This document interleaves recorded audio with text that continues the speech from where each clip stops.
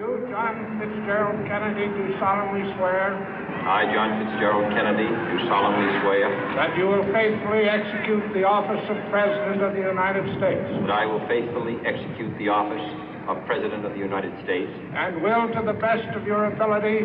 And will, to the best of my ability. Preserve, protect, and defend the Constitution of the United States. Preserve, protect, and defend the Constitution of the United States. So help you God. So help me God.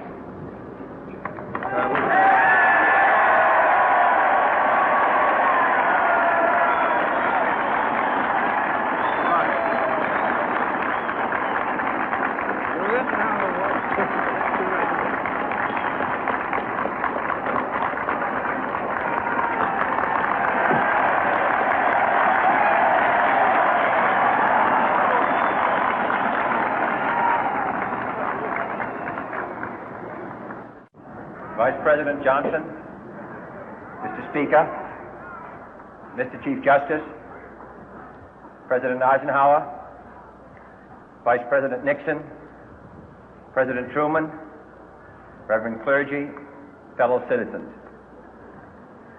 We observe today not a victory of party, but a celebration of freedom, symbolizing an end as well as a beginning, signifying renewal as well as change.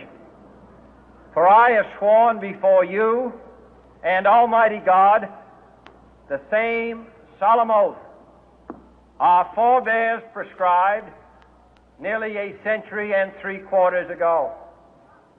The world is very different now, for man holds in his mortal hands the power to abolish all forms of human poverty and all forms of human life. And yet the same revolutionary beliefs for which our forebears fought are still at issue around the globe. The belief that the rights of man come not from the generosity of the state, but from the hand of God. We dare not forget today that we are the heirs of that first revolution.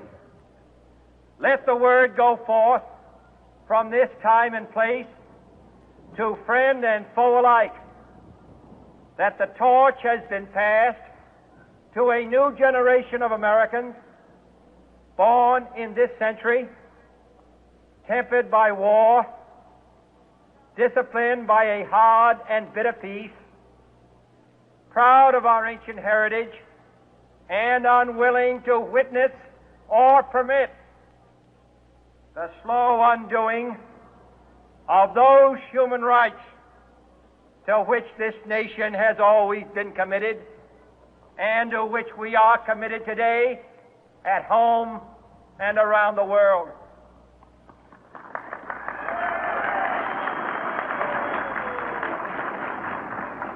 Let every nation know, whether it wishes us well or ill, that we shall pay any price, bear any burden, meet any hardship, support any friend, oppose any foe to assure the survival and the success of liberty.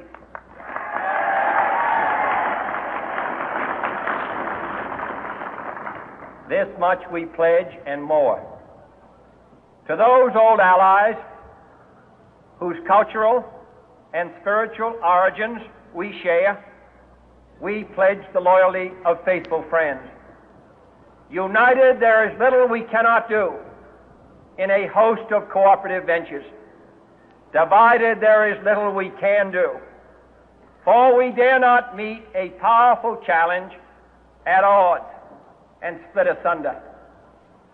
To those new states whom we welcome to the ranks of the free, we pledge our word that one form of colonial control shall not have passed away merely to be replaced by a far more iron tyranny.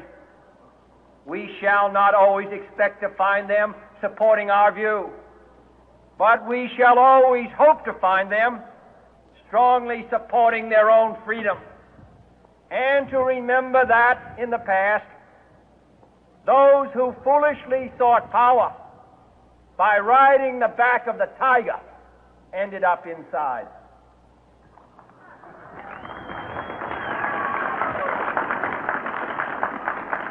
To those people in the huts and villages of half the globe struggling to break the bonds of mass misery, we pledge our best efforts to help them help themselves for whatever period is required, not because the communists may be doing it, not because we seek their votes, but because it is right.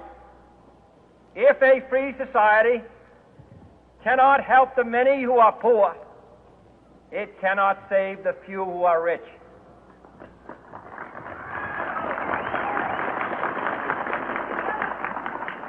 To our sister republics south of our border, we offer a special pledge to convert our good words into good deeds, in a new alliance for progress, to assist free men and free governments in casting off the chains of poverty. But this peaceful revolution of hope cannot become the prey of hostile powers. Let all our neighbors know that we shall join with them to oppose aggression or subversion anywhere in the Americas. And let every other power know that this hemisphere intends to remain the master of its own house.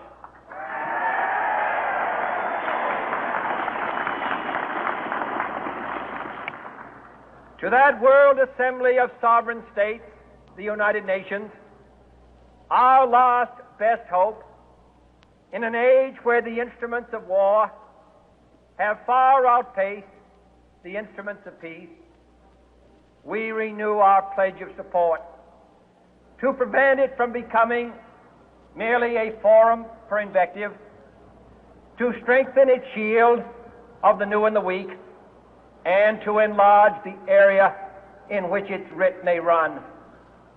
Finally, to those nations who would make themselves our adversary, we offer not a pledge, but a request that both sides begin anew the quest for peace. Before the dark powers of destruction, unleashed by science, engulf all humanity in planned or accidental self-destruction, we dare not tempt them with weakness, for only when our arms are sufficient beyond doubt can we be certain beyond doubt that they will never be employed. But neither can two great and powerful groups of nations take comfort from our present course, both sides overburdened by the cost of modern weapons, both rightly alarmed by the steady spread of the deadly atom, yet both racing to alter that uncertain balance of terror that stays the hand of mankind's final war. So let us begin anew, remembering on both sides that civility is not a sign of weakness, and sincerity is always subject to proof. Let us never negotiate out of fear, but let us never fear to negotiate.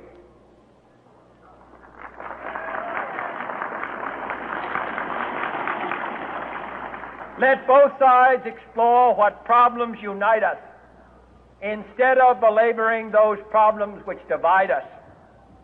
Let both sides, for the first time, formulate serious and precise proposals for the inspection and control of arms, and bring the absolute power to destroy other nations under the absolute control of all nations.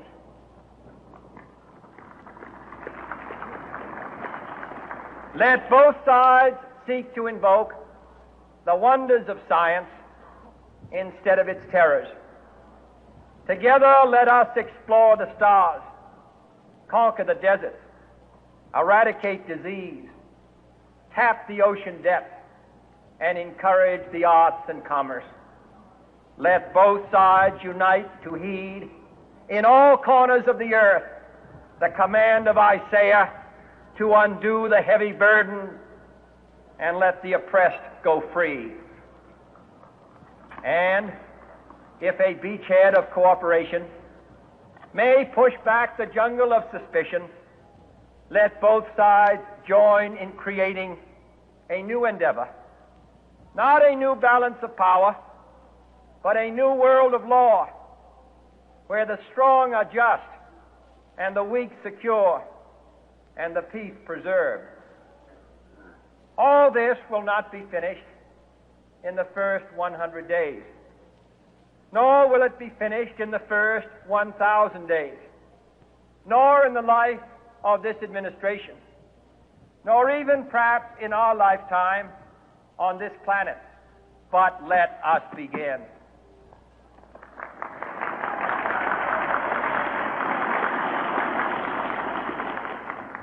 In your hands, my fellow citizens, more than mine, will rest the final success or failure of our course. Since this country was founded, each generation of Americans has been summoned to give testimony to its national loyalty.